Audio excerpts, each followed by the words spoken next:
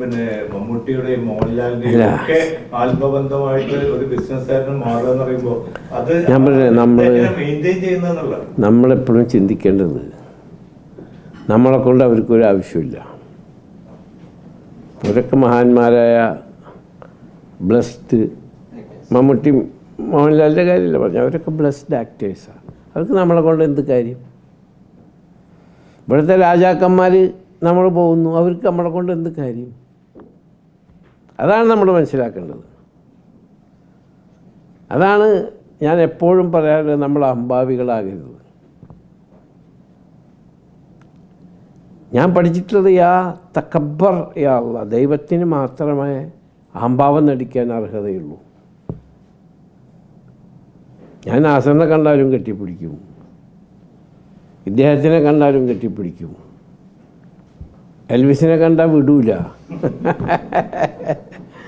അല്ല, നമ്മൾ നിങ്ങളിൽ ഒരുവനായിട്ട് മനസ്സിലാക്കിയില്ലെങ്കിൽ ഞാൻ വിജയിച്ചിട്ടില്ല, അല്ലേ? അപ്പോൾ നിലനിൽക്കുന്നു.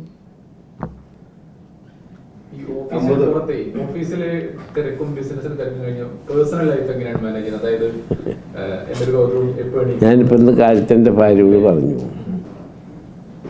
നാളെ 50ാമത്തെ കൊല്ലം ഞാൻ ഇവിടെ വന്നിട്ട്. എൻ്റെ എല്ലാ സുഖത്തിലും ദുഃഖത്തിലും എന്നോടൊപ്പം നിന്നത് എൻ്റെ ഭാര്യയാണ്.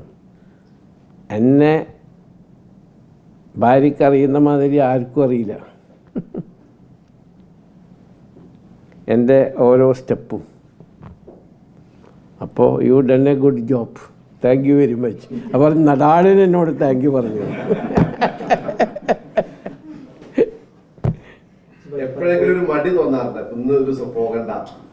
ഓഫീസിലാ എവിടെ പരിപാടി ചോദിച്ചു നോക്ക്. ഞാനിപ്പോൾ ഒരു 4 മണിക്കാണ് ലാൻഡ് ചെയ്യുന്നതെന്ന് വിചാരിച്ചു ഫ്ലൈറ്റ്. ആ 4 മണിക്ക് ഫ്ലൈറ്റ് ലാൻഡ് ചെയ്താൽ നേരെ ഓഫീസിൽ വന്നിരിക്കണം, എന്നിട്ടേ വീട്ടിൽ പോവുള്ളൂ. കാരണം this is my bread and butter. ഞാനിത് നോക്കി ഇവിടെ ഇരുന്നില്ലെങ്കിൽ ഇവിടെ നമ്മളെ സ്റ്റാഫിൻ്റെ സ്ട്രക്ചർ എടുത്തല്ലോ എന്നല്ലേ. അല്ല, അതെനിക്ക് മനസ്സിലായി. അല്ല, അതിന് മുമ്പ് കണ്ട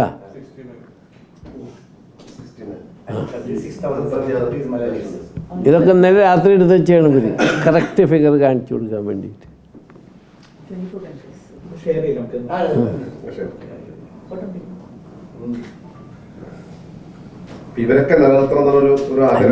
അവരൊക്കെ